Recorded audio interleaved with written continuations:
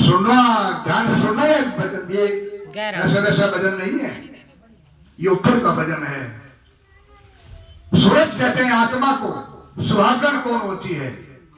जिसका पति जिंदा हो, जिसका पति जिंदा हो, बराबर में खड़ा हो, उसे सुहागन कहते हैं। और अखंड सुहागन कौन होती है?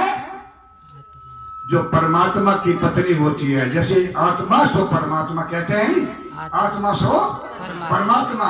ये आत्मा परमात्मा की पत्नी है, वो अखंड पति है हमारा, वो कभी मरता नहीं।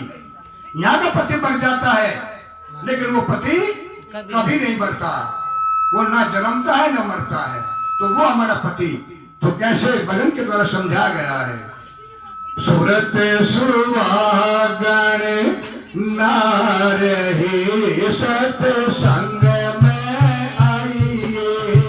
सूरत सुहागन नारही सत्संग में आइए। हाँ, सूरत सुहागन नारही सत्संग में आइए।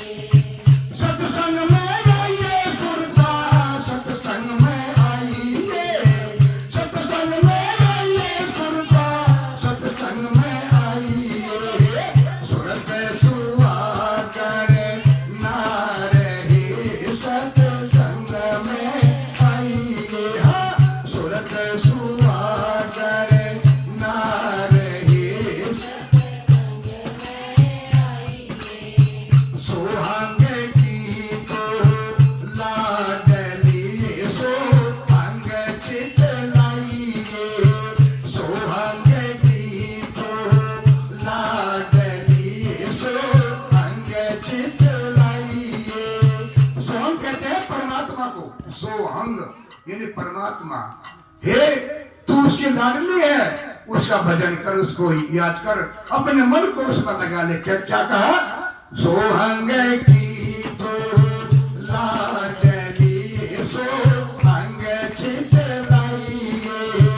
सुन सिंगार तेरा बालमा उस पहलो लाइए।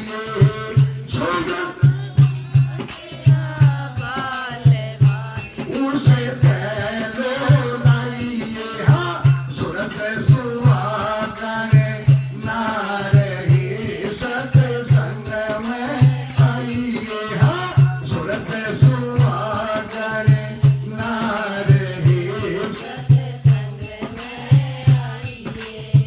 रंग महल में जाए के एक बेहुल की आइए। रंग महल में जाए के एक बेहुल की आइए।